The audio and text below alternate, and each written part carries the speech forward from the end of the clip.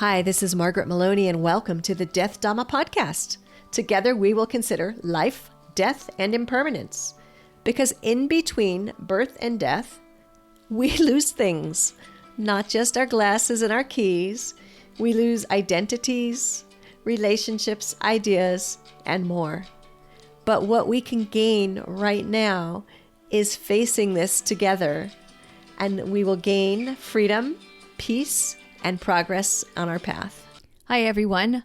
Margaret Maloney here, and welcome. And before we jump in, please be advised, in this episode, I refer to a story that Ken Yamarashi told that involves discussing an individual being arrested and how a family member was attacked while this person was in jail. So be aware and proceed in a way that best supports your emotional and mental health. Thank you. Toward the start of our discussion, Ken says to me, I like to say that I'm at home in anyone's church. However, I think that there are great lessons to be learned from the teachings of Buddhism. And I thought right away, what a nice way to respect the traditions of others while acknowledging what best supports him on his path.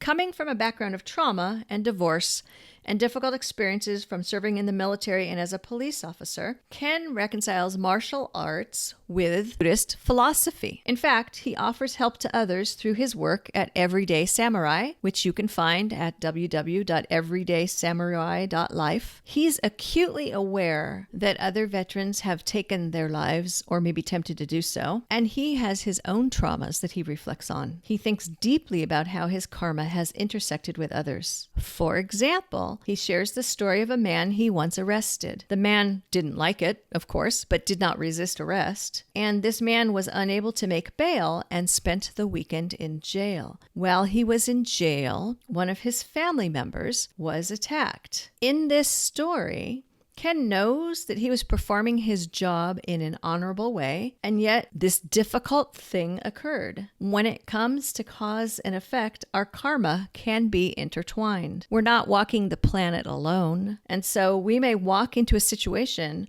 where we play a role in the outcome of another human being or other sentient being. And just as others might be present in situations where our karma unfolds. This is a good reminder. Karma doesn't mean fault. It means action. Your karma is shaped by your past and current actions. Based on your past and current actions, your karma will ripen. This is true for you, and it's true for others. And you can make yourself very unhappy by spending too much time thinking about what if, right? What if I hadn't have been there? What if I had been there? What if this, that, or the other thing? And the best thing that you can do is to keep living your life on the path and seeking to have wholesome words and actions. And you may experience difficult karma that will ripen for you. You may experience the ripening of difficult karma for others, but don't put too much weight on yourself when someone near you has difficult karma.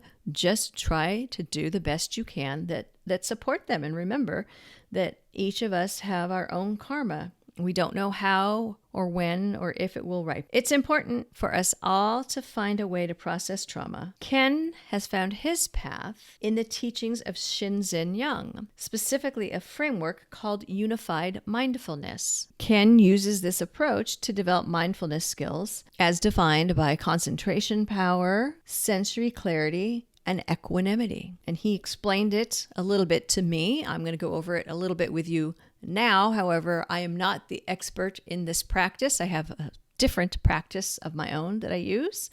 And so I truly do recommend that you visit Ken at his website to learn more and to even consider maybe sitting with him, participating in a meditation with him.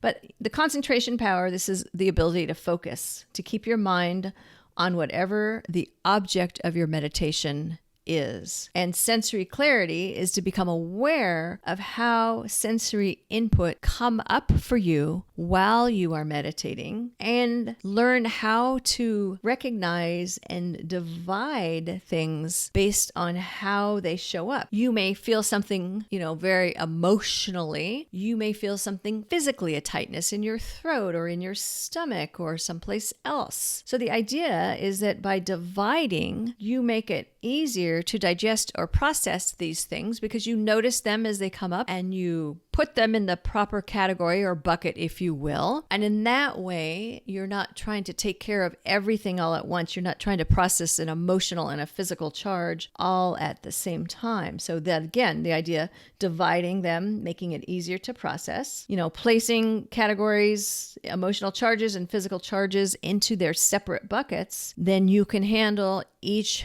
bucket in its own place and as it makes sense to do so, based as how these things come up that are associations that arise for you as you sit and your memories and your experiences come up. Now, I said as you sit, and I'm saying as you meditate. I think it's important to note, though, that all of life can be a form of meditation, right? You could be doing the dishes and something could arise for you. You could be driving. You could be cooking. You could be doing walking meditation, or you could be doing sitting meditation. Things are going to arise, especially as you have past traumas that you're still carrying, and you want to, find the way that works for you to acknowledge and handle the feelings, physical and emotional, in your physical body and your emotional body, of what comes up for you. Because, stuffing it down, ignoring it, this is what can lead to some very unhealthy, unhappy outcomes. That's what can happen. So this is just a bit of what Ken shares.